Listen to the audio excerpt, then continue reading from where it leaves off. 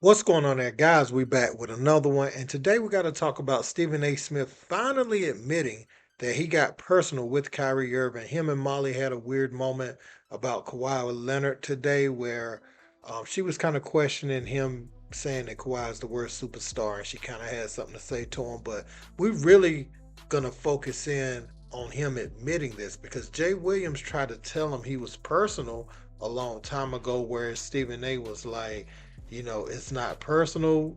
I dare you say that. And now he's admitting the way that he said it was personal. And this comes after Kenny Smith had checked him, called him, and not really talked down on him, but just told him, like, Kyrie is from our community. So the same people that we looked up to, these are the same people that Kyrie can go to for advice. So you're really talking about the community we come from and our breed of human being to the world in a way that you shouldn't cast that out there. You guys can call each other, and so you shouldn't take it personal that a dad is upset that you're messing with his son. At the core of that, you can understand that. And so Stephen A has kind of changed his tune in recent days.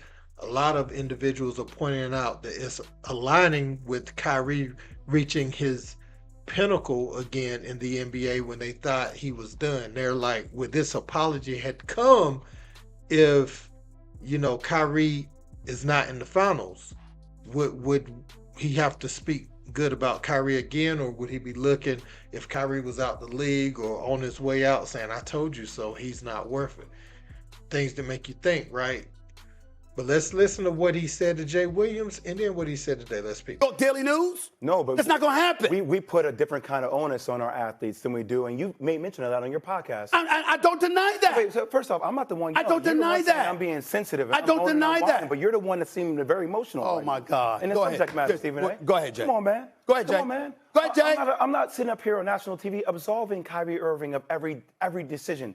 I'm not going back and recounting every decision. I'm just saying how it's interesting to me. It just carries such a bigger momentum, in particular with you, more so than anybody else. Jay, well, you know what? What I would ask you is do me a favor. Stop telling us what you find interesting and just tell us what you feel. No, my job is to be interesting. You say, I find it interesting. You always say that. Say what you're saying. What are you saying? What did I just say? What are you saying? What am I saying? I just said what I'm saying, Stephen A.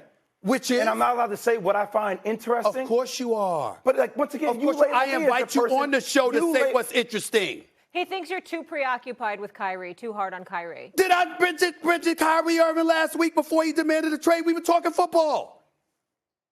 How many times have I mentioned Kyrie Irving over the last few weeks? I don't seem to be the one being triggered right now. Well, I'm always triggered. No, you're not. Oh, yes, I am. No, you're not. Yes, I am. No, you are not. Okay. I've seen you. I watch your show every day. So what? Are we talking about Kyrie or is this personal? It seems personal. I don't want it to be personal. What seems personal? It seems personal for you. For me with Kyrie? Yes. You 1,000,000%. You of all people with all the interest you have got the nerve to sit here in national television and tell me I'm getting personal with a player? I don't lose no sleep. I didn't say you lose sleep. I don't lose any sleep over Kyrie Irving. I didn't say you lose sleep. I'm passionate about the subjects I'm passionate about. I don't accuse you of getting personal when you take the position. You have accused me of getting personal. Oh, my God. You have, Stephen A. Can I go on the court? I'm going to leave it. Can I go on the court real quick? Because I'd like to. Because when we started off. We both got a lot to say. All right. You do? Yeah. You do? Okay, Just say guys. it, Jay. I'm not in here for that. I'm not in here for that. Just say it, Jay. I'm on your show. Okay. All right. Okay. All right. We're all colleagues. We're all teammates. When we started off. Where my apology comes into play is that there was clearly some personal animus he and I had with one another. That's our business. I've never denied that. It's been very, very clear, me, him, his father. Okay, and all of that has been resolved, and that's water under the bridge, and that's for us to that was for us to handle, and we did that. But the fervor with which I spoke made it personalized, and as a result, that's where the apology came in. Not for the substance of what we were pointing out as basketball reporters and pundits covering this sport. Well, we gotta be fair. I said superstar. We can't comment. I said superstar.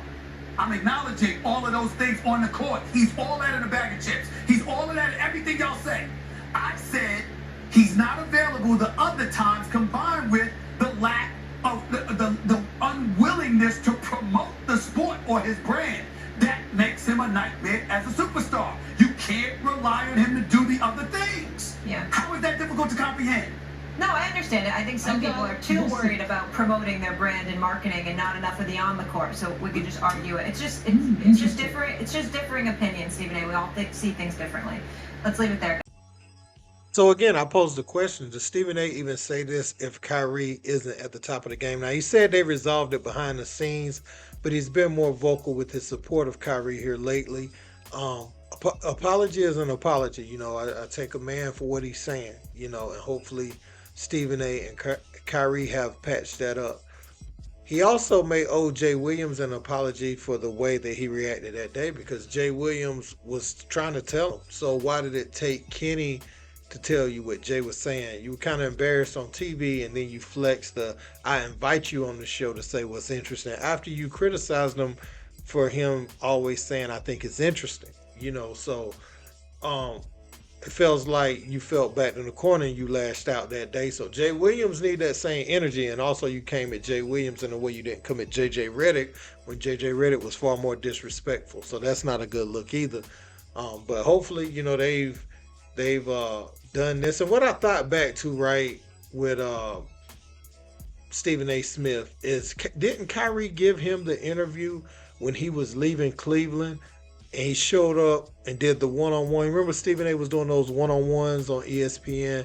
He gave him the interview about why he was leaving LeBron. Why didn't he tell LeBron? And I remember Kyrie saying, why would I have to? I just remember that part of that interview. If I'm not mistaken, he gave Stephen A. Smith that exclusive. So at one point they had that working relationship.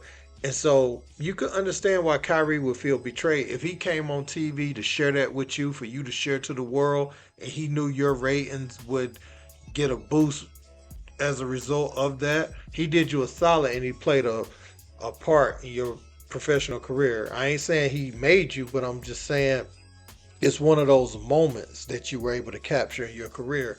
So that's why Kyrie probably felt betrayed with the way you were talking. And, you know, just being from the New Jersey, New York area, being from up there, right? He probably felt betrayed like, you know, AI did when he was in Philly, you know, because he thought you was his guy.